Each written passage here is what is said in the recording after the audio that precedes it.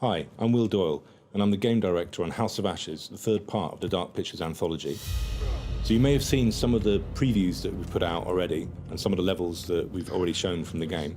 Today, I want to show you how choices can impact some of those levels, giving you a few different playthroughs to find out how your choices can change this story.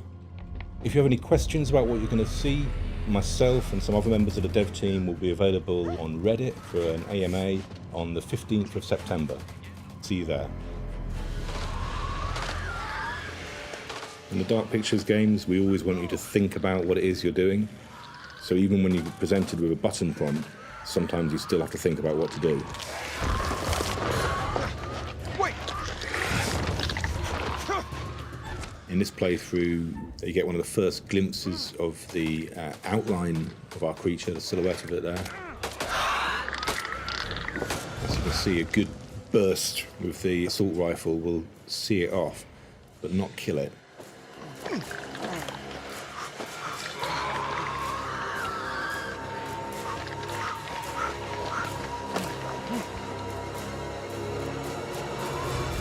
We gotta go through it. You won't make it. The other way is safer.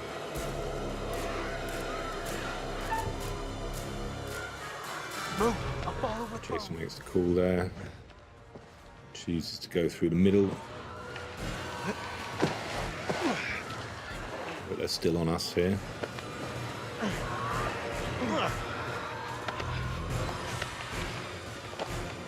So again, wanted to make it clear that there is more than one of these creatures. What the Marines are facing is a host of these monsters.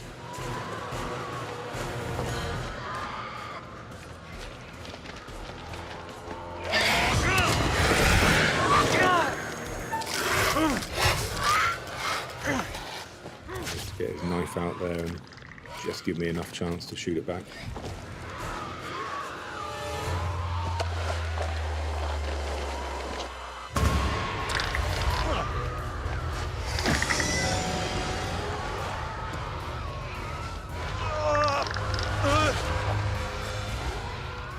So as you can see, Merwin can perish in this story in a variety of different ways.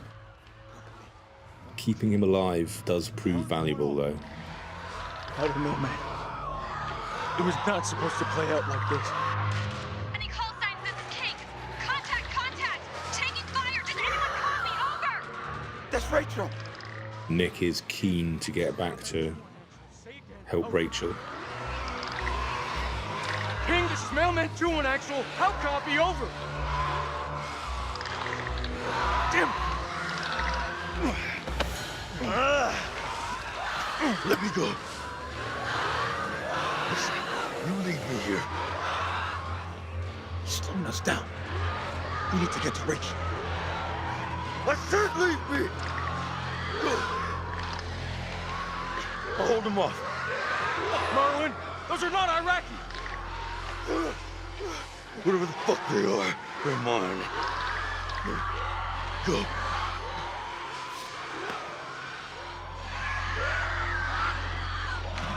I'm not leaving a man behind. Semper Fi, he's not leaving a man behind. Did you die with me? Okay, let's try that again. And this time, have a look at some of the different branches in this scene. This way. This time, Jason picks the longer, safer route. But is it as safe as he thinks? Doesn't look like it.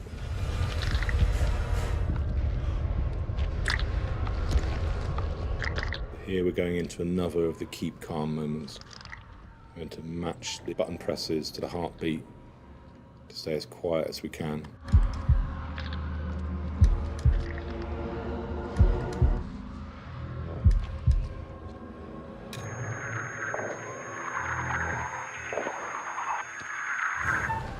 Okay, it's still on us.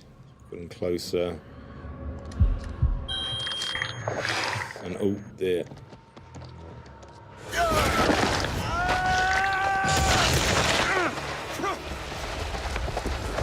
And there we see yet another of Merwin's deaths.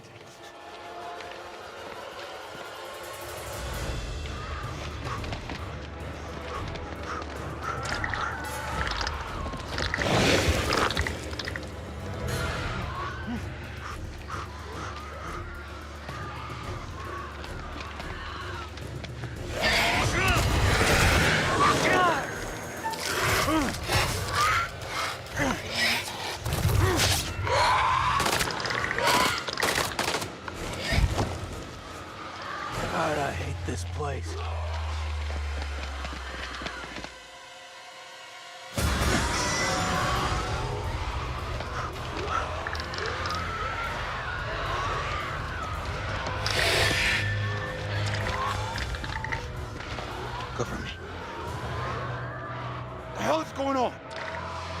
I don't know, man. It was not supposed to play out like this. Any call signs, this is King. Contact, contact! Taking fire! Does anyone call me? Over! That's Rachel. King, this is Mailman 2-1 actual. Say again. Over. King, this is Mailman 2-1 actual. How copy? Over. Damn it.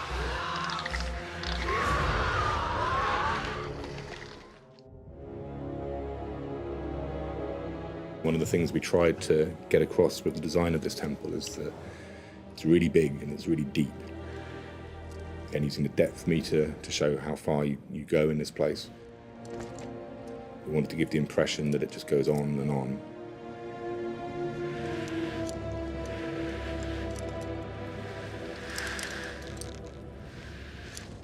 So the red flares are used a lot throughout the game, and actually across the Dark Pictures series so far, we've sometimes used red light as a signifier of danger. Damn it. And we really wanted in this game to use colour more. So the red and the blue here, the blue of the lights above and the red flare, very important. The opening of the game has got very strong, bright light More than you'll ever know. as you go through Iraq in daytime, and then coming down into here, into the darkness. We had a danger that the whole thing could just become monotone, so we wanted to use as much colour as possible. You don't think I can do it? You don't believe in me? There's no use in dwelling on it. We need to focus on the task ahead and find a way out of this place. The hell is that? Subsidence? From the aftershocks?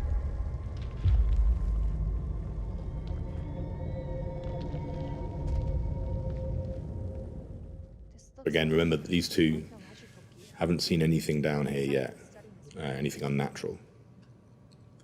So they have no idea of what's in store for them. The light could guide the Marines to us. Do you think that's still And this equipment that's down here is what Eric picked up on his satellite, thinking that the signature that he saw was a chemical weapons depot. We need to find some. But in fact, it's all this old archaeological gear. So people have been down here before them, but they haven't got out. Such a site like this would be a huge discovery for the world, but the news never made it out.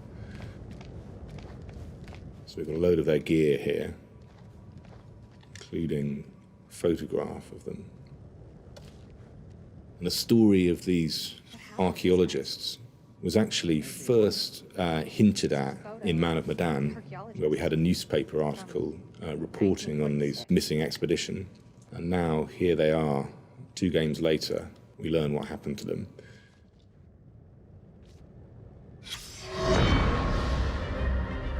September the 24th. So as the story plays out, the Hodgson expedition is detailed through many secrets. So if I access the secrets menu, you can see that there are 50 different items to find across the game. And together, they tell the story of what happened to these people. Caught Mary's eye. A Sumerian relic recovered from a dig site in the Hashemite kingdom of Iraq. So Randolph's journal Another find from has been torn to pieces and scattered across the temple. Across the course of House of Ashes, you can piece it together. There are 10 separate journal entries, each of which has their own cinematic to accompany it. the tomb lies somewhere on the border of Iraq. As you unlock these, you'll also unlock bonus features from the main menu, which string them all together into a single cinematic and include extra pieces that you haven't seen before. Playing through the whole game, there are 2 separate bonus features connected to the journal. This place is starting to make me feel a little uneasy. And you'll see as you play through, you'll come across the corpses of these people, and you'll learn more about what it was that they faced and what they were ultimately hoping to do down here to stop these creatures. So that will probably come in handy later. This exploration is exploring this huge space and shows that sometimes you need to find things in these environments in order to progress. There's some sort of puzzle elements in House of Ashes that you'll come across.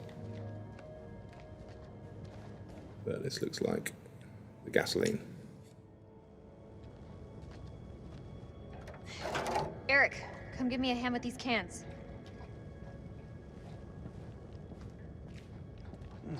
About time we had a little luck.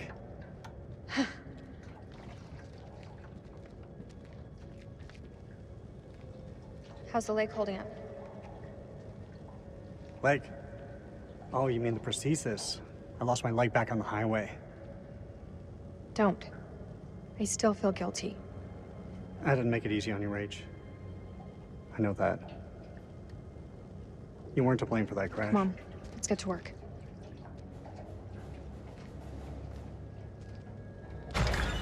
So their relationship is still thorny. They've got a lot to work through between the two of them. We caught there a glimpse that they're also not alone down here. Shine a light on the tank.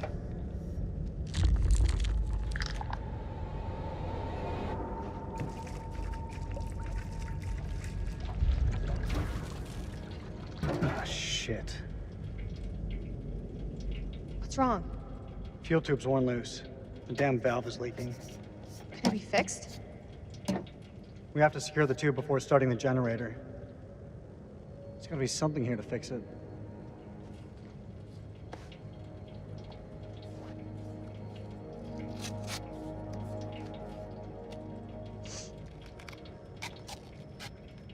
You got it? I've got it. Is this a good time to talk? That depends.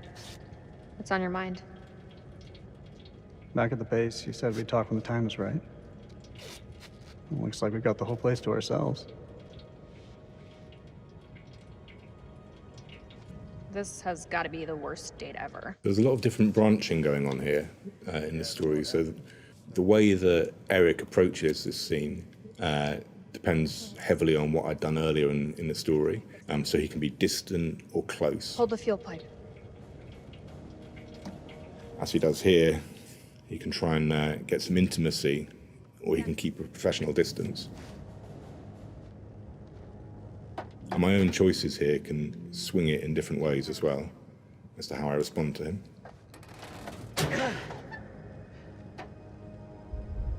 Look at the state of these. They're shot.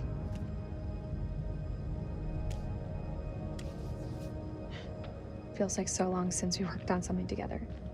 Same time, feels like yesterday. Why do we leave things like this? I tried. But you made it so hard for me to stay. Rachel and Eric were teenage sweethearts, and they have a lot of history behind them. So even though they made the decision to part, she's still always a bit reluctant. Past year or so, my head's been buried in Kalis, and I was blind to anything else. Sounds less like an apology and more like an excuse. It's not either, it's the truth. Bullshit. You had no idea that Kalis would even work. Rach, Say what's on your mind. I've missed you, Rach. Like you wouldn't believe. Back then, I don't know, things seemed confused, but now, it just seems simpler. Maybe there's hope for us after all. That should do the trick. Let's fire her up.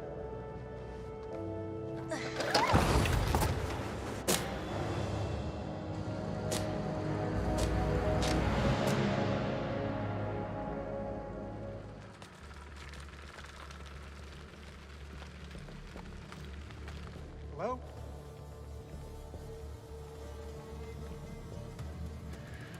Shit.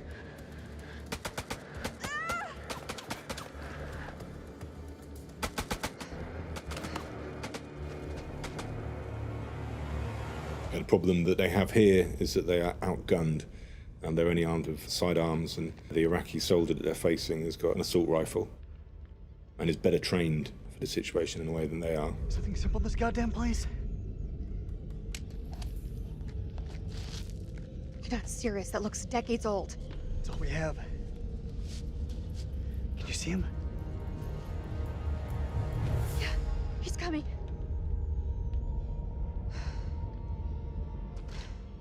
So Rachel throws a rock.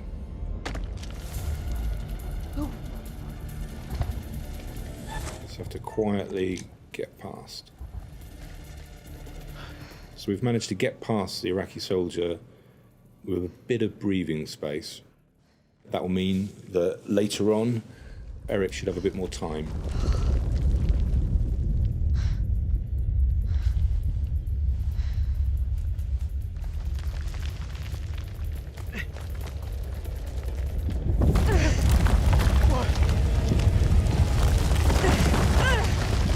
Rachel!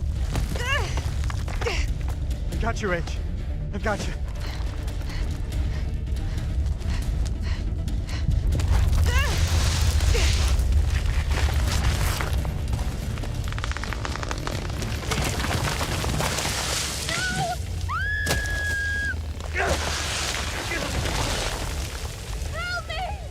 Eric finds himself in the pressure situation. Just needs to try and keep that rope taut to stop it from fraying.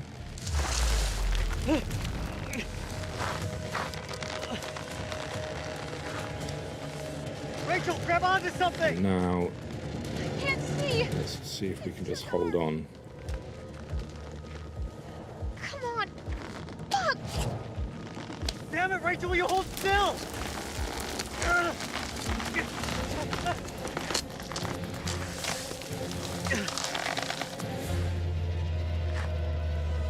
I'm so sorry, Rachel. I'm so sorry.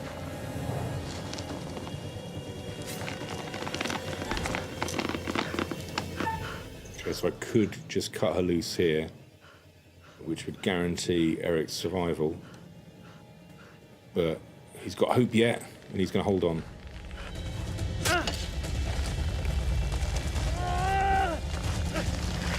So here he sees the approaching torches. That is Nick and Jason coming on. So if he can just hold on. But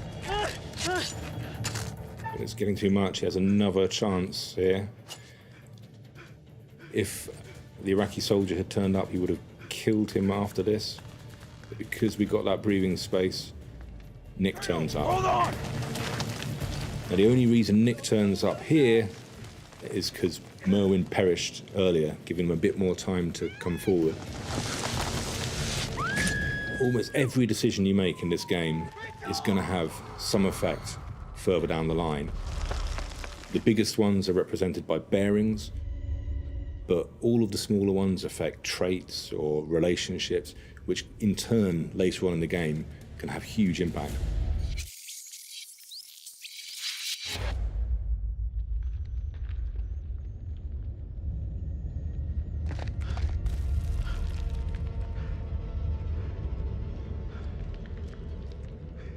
Something simple in this goddamn place?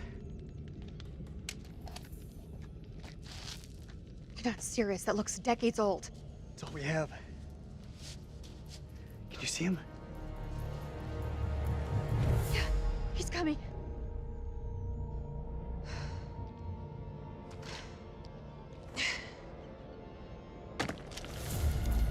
Oh.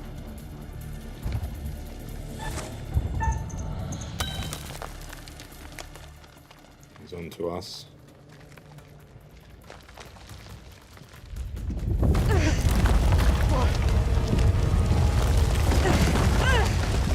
Rachel!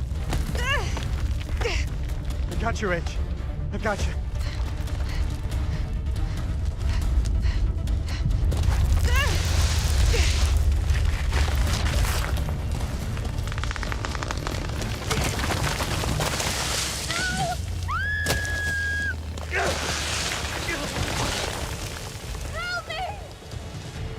gotta stop struggling!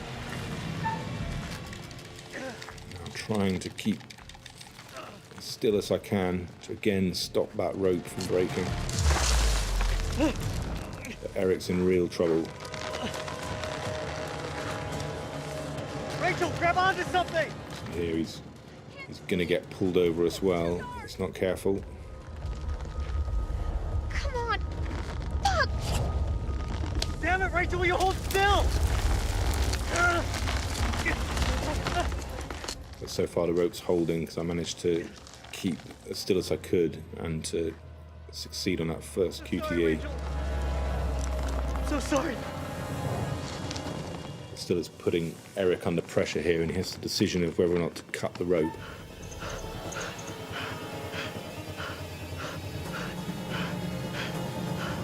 He is holding on.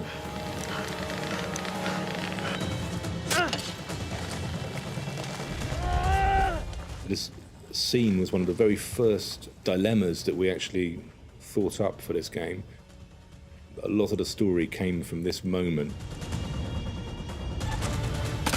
It's actually inspired by a real-life incident that happened, which is detailed in the film Touching the Void, a documentary film, a climbing accident that happened.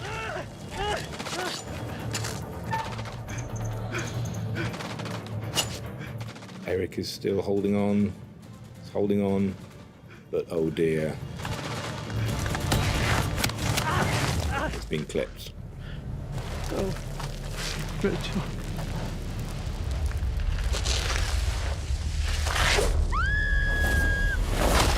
So again, this scene plays out in very different ways here.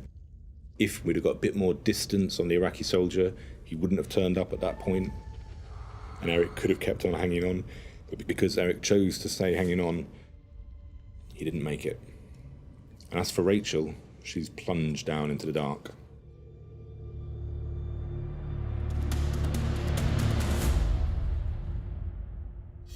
So thank you for watching. I hope you've enjoyed what you've seen, and you've seen how important decision-making is in the Dark Pictures Anthology. If you want to find out more, me and some other members of the team will be doing an AMA on Reddit on the 15th of September. So if you've got any questions for us, tune in then and have a chat with us. House of Ashes is available to pre-order now and will be released on the 22nd of October, just in time for Halloween.